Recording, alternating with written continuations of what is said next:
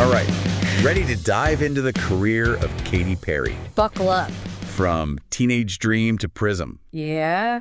It's a wild ride to superstardom. Matching Michael Jackson's record. 5 number 1. 5 number 1. What does it take to handle that kind of fame? And not lose yourself. Right. We've got Wikipedia, Yeah. YouTube documentaries, Nice. and a biography to unpack all this. So taking this mountain of material and boiling it down to the essentials. Exactly. Start- To really get this, Okay. we got to start at the beginning. All right, let's do it. Katy's childhood Okay. was anything but typical. Okay. Imagine this. A house with practically zero secular music. Whoa, really? No radio, no MTV. Forbidden fruit is the sweetest, right? Yeah, so how does a future pop star even get started with that? I mean, how does she even get exposed to music? Well, her first experience was actually gospel. Oh, Singing in church from age 9.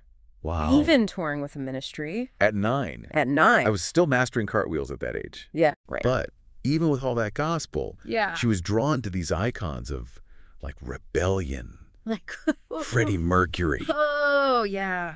reinvention, Pushing boundaries. totally different from her upbringing. Huge contrast, right? Yeah, and that tension, that push and pull. yeah, that becomes a theme throughout her whole career. So how did she go from gospel to full-on pop star? Well, it wasn't easy. Right. She broke away, Okay. dove headfirst into pop, Mm-hmm. developed her own style, Mm-hmm. writing songs. Oh, But- there's a but. There were bumps along the way. Like what? Dropped from multiple record labels. Ugh. Yeah. Tons of rejection early on. It's easy to forget that, right? Yeah. You see the success, Mm-hmm. but there's so much work behind it. Grit, Yeah. perseverance. Absolutely. There's this story in her bio. Oh. She recorded a whole Christian rock album Whoa, really? in Nashville. Wow. Never got released. Oh, man. Imagine if that had come out. I know, right? Totally different path. But that drive, though, yeah. to keep going after all that rejection, Relentless. that's what gets you to Teenage Dream. Exactly. Teenage Dream era. Top culture phenomenal. 5 number 1 hits, From one album. matching Michael Jackson. Unbelievable. How did that even happen? What captured the world's attention? Yeah. It was this perfect storm. Okay. Catchy hooks, polished production, Yeah. and the team behind it? Dr. Luke, What? Max Martin, Pop music mastermind. the best. Yeah, Their style is all over that album. you can hear it. Those synths, Yeah. vocals, melodies. Stuck in your head forever. For sure. It's like a science. It really is. How much was strategy? Right. How much was just magic? That's the question. That's what I want to know. We'll get there. Okay, good. But first, Yeah. the flip side of that fame. The dark side. Yeah, the documentary show. Yeah. It wasn't all perfect. Yeah. The pressure was intense. It's not just performing, right? No, it's everything. Okay. The tabloids. Oh, yeah. Her relationship with Russell Brand, Very public. very public, Paparazzi everywhere. nonstop. I can't imagine. It's hard to fathom. Did she talk about how it felt? There are these moments in the documentaries Okay. where she talks about feeling overwhelmed, Right. lonely. Even with all that success. Yeah, all the validation. Wow. It wasn't enough. And then the controversies. Oh, yeah. I kissed a girl. Mm-hmm.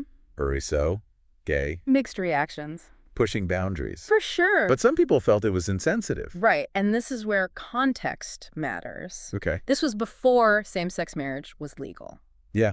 Different time. Attitudes were different. So music doesn't exist in a vacuum. It's a reflection of society. Right. And even within the LGBTQ plus community, Yeah. different reactions to I kissed a girl. Some felt it was visibility. Mm-hmm. Others, they felt it was trivializing, Right. catering to the male gaze. Many layers to it. A lot of debate about representation. And allyship. Exactly. What did Katy say about all that?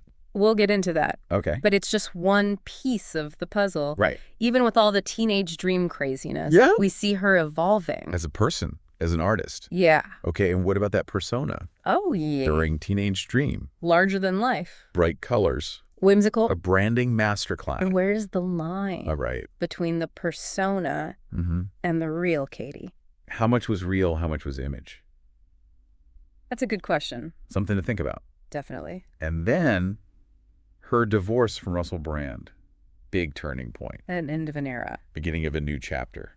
Prism. Okay, let's talk Prism. Self-discovery. Finding the light. That's where we're headed next. So Katy's at this crossroads, right? Yeah. Marriage is over. Teenage dream is huge. All this pressure. Yeah. And that leads to Prism. Okay, so how did all that affect her music? She went on a journey. Did she, like, swap the whipped cream for something deeper? Well, yeah, no more spinning peppermint dresses. Okay, good. But she did a mind, body, soul cleanse. What? Yeah, 3 months. Wow, really? In the bio, traveling, Yeah. meditating, spiritual teachers, the whole thing. A total reset. Exactly. And then you hear it You're what? in Roar, the lead single. Yeah. That yearning for something more. It's not just a catchy song. It's an anthem. It really is. It connected with so many people. Especially women Yeah. looking for that empowerment. You hear it everywhere, right? Sporting events, Yeah. graduation. Political rallies even. Yeah. Ugh. It became this cultural touchstone. It went beyond just a pop song. Totally. Was that just the lyrics? What do you mean? Like, was it just the theme? No. Or did the music change too? The whole vibe of Prism is different. Okay. Teenage Dream was pure pop. Yeah. Prism, Yeah. it's broader, more mature. I can hear that. EDM influences, Oh, yeah. trap, even some folk in there. But still those pop hooks. She kept those. It's not just the music, though. What else? Her voice is different. How so? Like in By the Grace of God. Okay, yeah. It's raw. Vulnerable? You didn't get that on Teenage Dream. No, not really. She's not just singing about heartbreak. Right. It's like you feel it. The pain. Yeah, the struggle, the resilience. So that comes through in the instruments, too. Okay. More acoustic guitar. Yeah. It's more intimate, right? Definitely more organic. Less of that polished, synthesized sound. Yeah, totally different. Like she's letting you in. Yeah. Stripping away the pop star facade. Did she talk about her influences at all? Oh, yeah, in interviews. What did she say? She was listening to Joni Mitchell. Oh, wow. Florence and the Machine. Interesting. That rawness, those lyrics. You can hear it. Yeah, it makes sense. Okay, what about the visuals? For Prism. Yeah, the videos. They changed, too. Oh, yeah. Roar, the Jungle Queen. I love that video. Perfect for that song. Empowerment, finding your voice. And then Dark Horse. Totally different. Egyptian imagery, mystical. So different from Teenage Dream. Right. It's like she's shedding that old skin. Embracing something darker. Yeah, more complex. Reflecting the themes of the album. Exactly. It's all connected. She's not just making songs. It's an experience. Did she drop the Katy Perry persona, though? That's the interesting part. What do you mean? She didn't drop it, she evolved it. Okay. The playfulness is still there, Yeah. but it's more mature now. More self-aware. Like in the birthday video. Okay. It's fun, silly. Yeah. But there's this wink to the audience. I see what you mean. You didn't really see that in Teenage Dream. So she integrated her growth into the persona. Exactly. Katy Perry became more multifaceted. More relatable. It's smart, right? Artistically, really smart. She didn't erase the past. No. She built on it. Used it to fuel her creativity. It makes you think about fame, you know? What do you mean? How do you stay on top and not lose yourself? It's the big question. So many artists struggle with it. Yeah. For Katy, it wasn't easy. No, it wasn't. The documentaries talk about her depression, Yeah. the anxiety. Especially after the divorce. Yeah, those are dark times. But they led to creative growth. She channeled it into the music. Made it something personal and universal. Makes you wonder, About what? does having a persona help or hurt? In terms of connecting with your true self. Yeah, is it a good thing or a bad thing? It's a balance, Right. right? On Right. one hand, it's protection. From the spotlight. Yeah, all the scrutiny. That gives you control. In a world where you don't have any, I get it. but the danger. It's a danger. You get so caught up in it. Yeah. You forget who you really are. And that's where the trouble starts. Exactly. So how did Katy manage that? Embrace the persona, but stay authentic. Yeah. How did you do it? That's what we'll explore. Because Prism is a step, Yeah. but the journey doesn't end there. So Katy's transition from Teenage Dream to Prism, Yeah. taking those personal struggles and turning them into art. It's powerful. But it wasn't all easy, right? Oh. We talked about those controversies earlier. Mm-hmm. Did those follow her into the Prism era? There were still some criticisms. About what? Her use of cultural imagery, appropriation.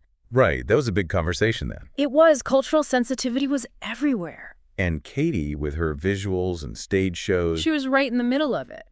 so she couldn't escape it. It was hard. How did she deal with it all during Prism? It varied. What do you mean? Sometimes she acknowledged it, Yep. said she was willing to learn. Yeah. There's an interview where she talks about listening Listening to who? marginalized communities, Okay. being mindful of the impact of her art. So more sensitivity. Definitely. But some people said it wasn't enough. Yeah, that she wasn't doing enough. Like what? They wanted apologies. For specific things. Yeah, for the cultural appropriation, for Yeah. her to use her platform to amplify other voices. Marginalized artists. Exactly. It's tough, even when you're trying to grow. It can still fall short. Especially with social media, everything gets amplified. Every mistake. It's a lot of pressure. So how do you balance that? Acknowledge your mistakes, but don't get stuck Stuck in what? in apologies, defensiveness. Right, because that can stifle creativity. It can. It seems like Katy was always walking that line. Between artistic freedom and responsibility. Yeah, but through it all, she was still making music. Touring, performing. At the top of her game.